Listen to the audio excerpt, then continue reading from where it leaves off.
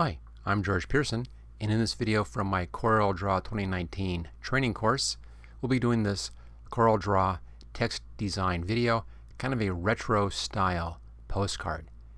Now if you like this video, make sure you hit that like button and share, and of course subscribe if you haven't already done so, and take a look at my YouTube channel for more CorelDRAW videos. Okay, let's get to it. Okay, for the postcard, we'll start off with a brand new file. I'll just do a new file right over here. Now you want this at CMYK, and you want it at 300 dots per inch. That's fine. Now the size in here is a standard postcard size. I'll just go ahead and type this one in. The width will be 6 inches and the height will be 4 inches. So it's 6 by 4, and you want it horizontal. There we go. And then choose OK. And here's our basic document for that. We'll start the whole thing off by putting in our lettering. And grab the text tool over here. Just click in here someplace and type in a capital C. This would be the basis for the rest of our letters. I'm going to scroll in just a little bit here so you can see this a bit better. So there's our capital C. Grab the text tool here, double click to select it, and we'll give this one a different typeface. I have one up here that I've used before. I think this works out very nicely for this particular project, and it's a typeface which is called Showcard Gothic. Now I have it down my list quite a ways. Again, your type list here, your font list will be different than mine. This is things that I've collected over years and years of working. This particular one, Showcard, is a pretty standard typeface. You can find it all over the place. You can even find it at some of the free type sites such as dafont.com. That's dafont.com. And there it is, Showcard Gothic. Now the size for this up here is 144 points. So just double click where the number is there. Do 144 and the enter key, and there it is. So we can now back out a little bit using the scroll wheel on the mouse. And there we go. There's the basic C. And back out a bit further. Let's put the rest of these in, rest of our letters in.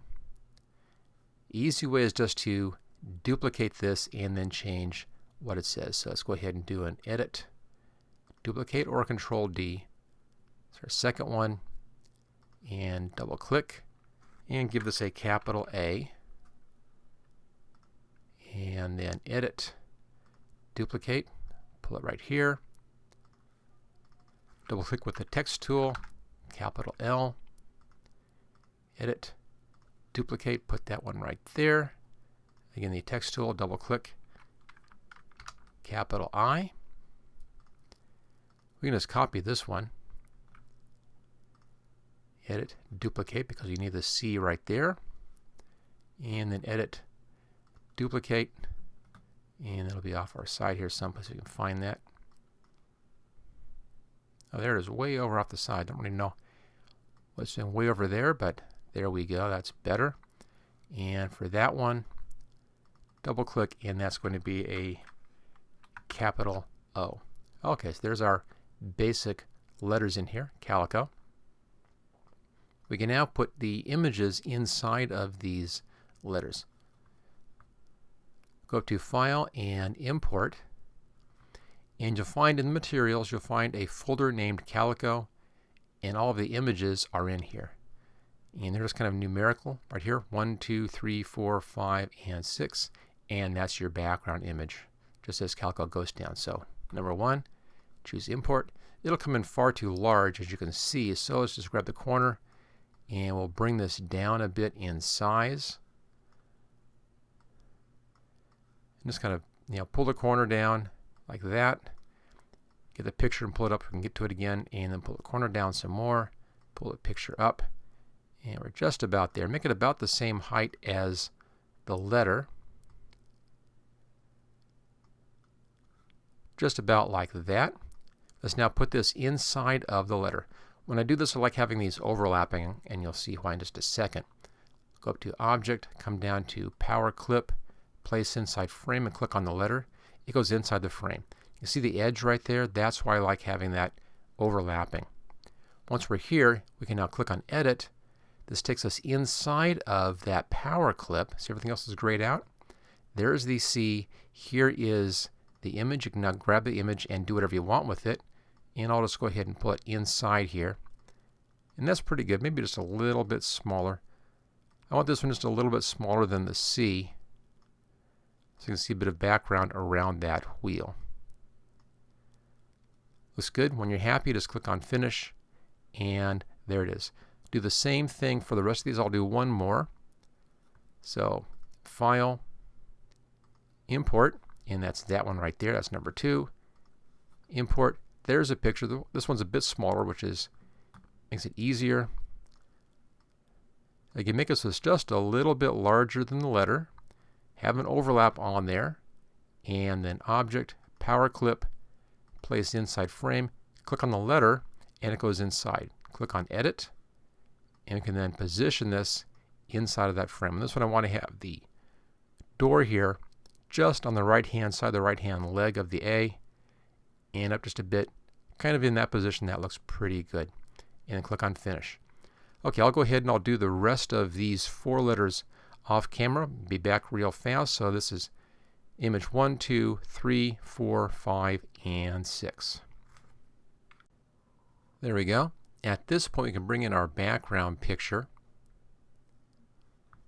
I'll just grab the rectangle tool, and notice as I come around the edge, I can actually see where I'm at, where it says Node that's right in the corner there, and I'll pull that down to the bottom right-hand corner. It should snap right to those edges. So this is now exactly the same size as our document.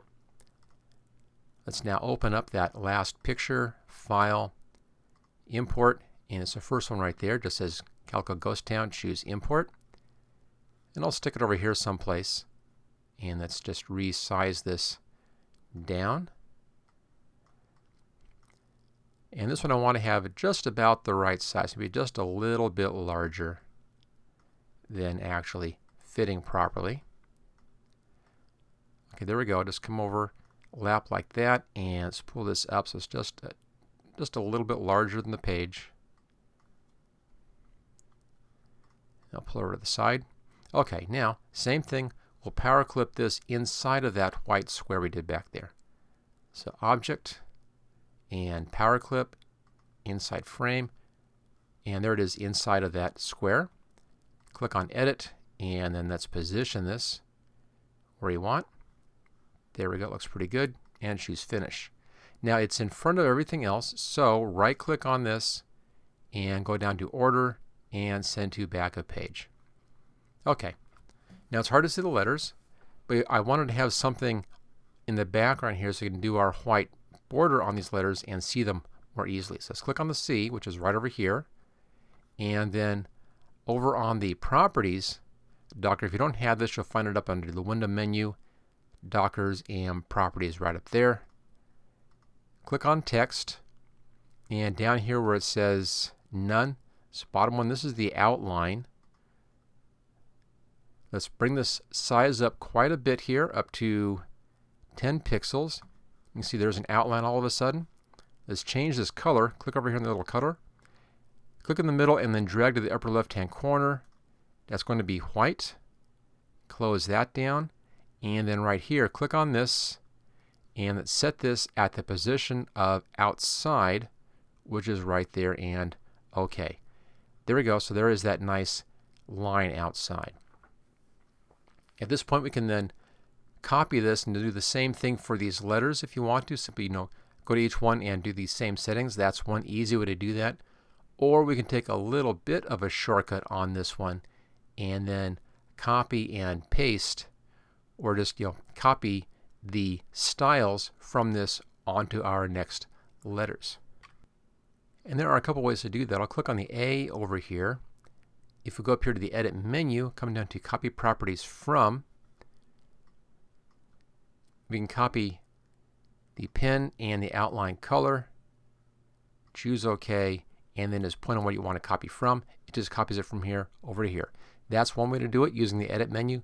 An even easier way is just to take one of these letters that you want to copy properties from, drag it over onto the next letter, just like this, and then let go. and then copy all properties, and there it is. So just click on your next letter, right click, drag it over the next letter in line, and copy all properties. That easy. And then do our last one here, and there we go. So there's all of our letters copied over. I need to put a drop shadow on these things. So for that, we'll come down and do a basic drop shadow, which is hiding in behind right here, drop shadow. Click on a letter and then pull this down, and you see that there's kind of an outline there. You can see it better up here. There's an outline in there. That shows you where the drop shadow is going to be. So I'm going to pull it down and to the right just a little bit, not too far, and let go, and the drop shadow goes in there. We now need to adjust our drop shadow, the settings in here. First up here in the properties is the transparency. Go clear to the right on that. It's 100%, so it's not transparent. And this is your softness. Click this and go clear to the left at 0 softness. You get a hard edge and black shadow just like that, and then click outside. Now we can't do that same properties trick to copy this over to here. That doesn't work. So I have to use a different technique. One way is just to redo this each time. That can be done. Let's go ahead and now put the shadows and the rest of our lettering in here. So grab the drop shadow tool, click in the middle here someplace. You can see there's that letter right there. Just pull it down to the right just a little bit. And then let's reset our settings. This goes clear to the right, and that goes clear to the left. And let's make sure that's exactly where we want it. Looks pretty good. Okay, there we go. That's our next one. And click outside. Do our next letter over here. This is the L. Same thing. Just click in the middle and then pull down. You can see the drop shadow down there. There's that kind of an L outline. Again, it's down to the bottom and to the right just a little bit. And change the settings in here. There we are. And then I'll go ahead and do the last 3 off camera.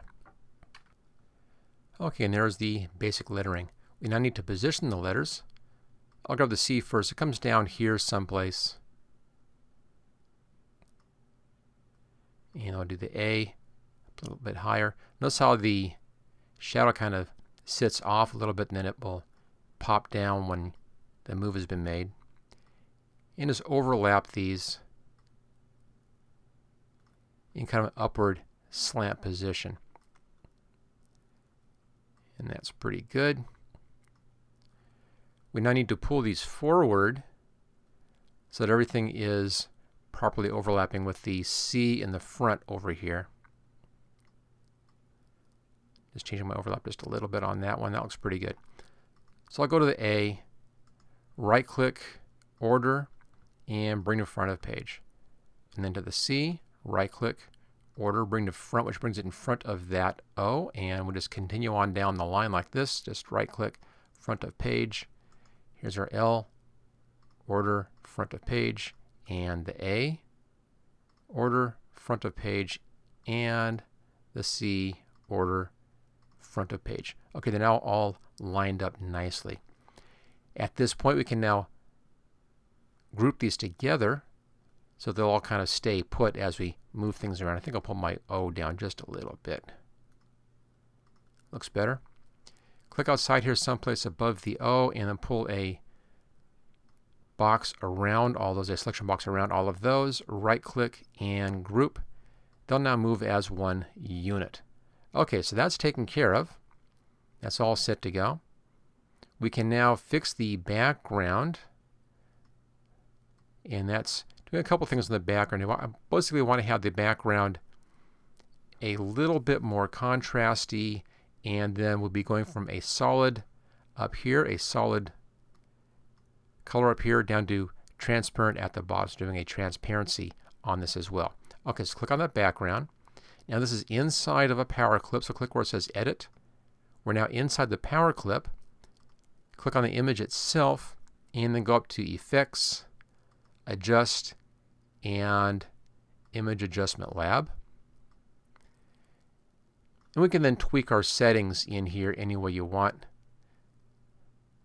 So let's bring our midtones are brought up here a little bit. You can see here. Let's bring these shadows a little bit darker, a little bit richer in there. Bring our highlights up just a bit. Maybe not the highlights, leave those down as well. And a little bit more contrasty. A little less possibly. I'm looking at the sky up in here. I want to have the sky a little bit darker towards the top. And a little less contrast is actually doing that for me. I don't want to lose any brightness in here, but I want to have a nice sky. Looks pretty good. Now my settings here are the brightness at 0, contrast -19. Ignore that number. That's dead center on this top line, so ignore that number. So contrast -19, highlights -29, shadows -31, and midtones at 48. And let's just hit that OK button right there at the bottom. Let's now do our transparency in here. So click on the image again. Make sure it's selected. Look for those little selection nodes out there. And we're in transparency under properties. And go right here. This is the fountain transparency. As you can see, it gives us a solid transparency going to a clear transparency. So there's our basic transparency on that. Now we need to flip this thing around so it's solid at the top and transparent at the bottom. And for that, go to the transparency tool over here, left hand side, and here's your control handles right there. If I pull this one down here to the bottom, that black one, and that's your transparency, 100% transparency. Top one is no transparency. Pull it straight up to the top. Right there. It should snap into place. So we now have full transparency up here and no transparency down there. I think I'll pull this down just a little bit and make our sky just a little bit darker in there. And that's good. Okay, click outside, click on finish, and there is that background. The reason for the transparency is two things. First, it allows these letters to show up much better. Also wanted to have the darker sky so we get that outline showing. And second, a nice lighter area down here for our Ghost Town text, which we'll do now. Let's just scroll this down a little bit and over a little bit. Sometimes if you see this happen, just zoom in and out a couple of touches. I'm not really sure why that happens, but sometimes it does. But it's easy to fix with just a zoom in and zoom out on the wheel on the mouse. Okay, let's go over to the text tool. And up here someplace, just click anywhere up here and then type in Ghost Town.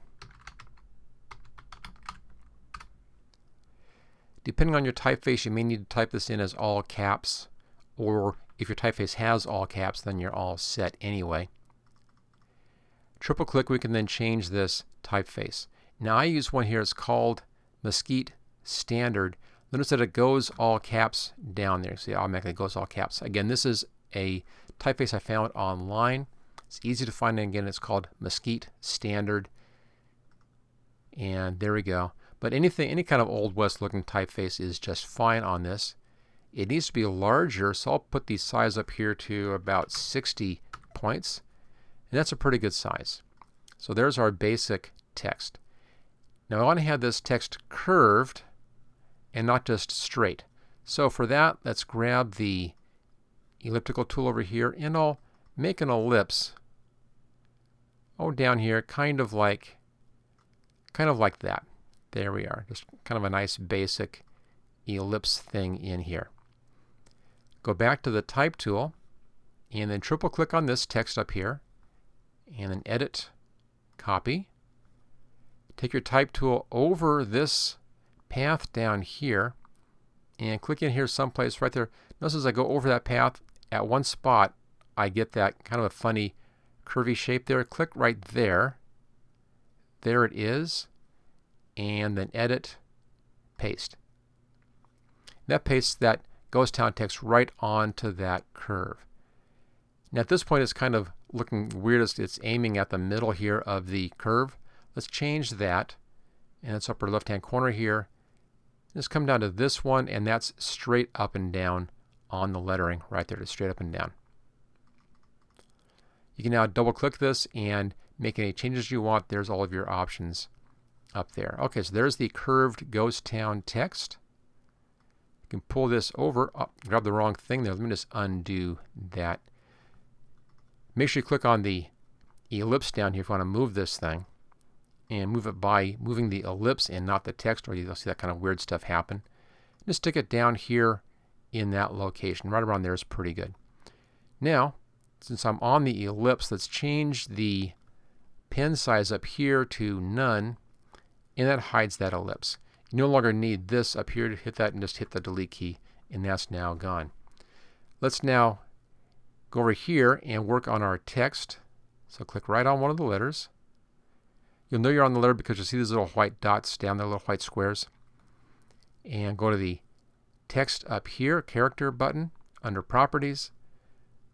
Let's change the outline here to 8 pixels, and it's at black. That's fine. Uniform fill right here, let's change this to white. Click in here someplace and pull up to the upper left hand corner, and that's white. So that gives us that nice black outline with the white text right there. Okay, close that one down. Let's double check on the outline. Click on the 3 dots over here, and let's make sure that's in the left position. That's the outside position, and choose OK. And there it is. There's the Ghost Town text with that nice black outline. Last thing to do is to give this a drop shadow, and we'll do that using one of our effects over here. This is that new block shadow effect. Just click on the text and pull down. There's the text, and pull down. You can see that kind of an outline in there. That's your block shadow. So pull it down where you want it. I'll do just a little bit to the below here, a little bit to the right, and let go. It then builds that block shadow for us, and there's that Ghost Town bit. Okay, let's go ahead and click outside. There it is. There's a little curvy Ghost Town bit. Okay, last bit to do, and that's a little bit of text right up at the top here. I'm just going to zoom in and out. Right up in here, I want to say greetings from, and then put that inside of a box. So go up to the text tool again right here, and then with the text tool, just click over here someplace and type in greetings from.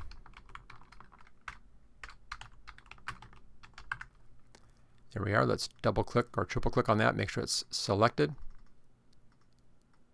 Let's try it this way. It's there. It's just hard to see that for whatever reason. Probably the background is just the exact same color, so I'm not seeing that. And on this one, I'm using one called Bodoni, which is a real standard typeface. You probably already have that. Times New Roman will also work out just fine. Any standard serif typeface. And set this at italic. And there's the italic. Okay, so there's the greetings from, and let's just position that right about there. That's a good spot for it. Let's now put a shape in behind this. So I'll grab the rectangle tool, come just above, right against that edge, and then pull a box out about like that. Left click on the cyan, right click on no color, and then right click on that shape and order right here. Backup page, that's too far. Let's click on this final shape back here, right click, and send this one backup page again, backup page, and there we go. Okay, last little bit, let's just adjust our position in here. I'll use the up arrow, a couple of taps. That looks good. And then let's fix our text and make our text white instead of black. Go up to the text up here, the character tool. That's the uniform fill. Click on the color right here. Click in the middle and drag to the upper left hand corner, and that's your white. Close that down, and there we go. There's our Calico Ghost Town postcard.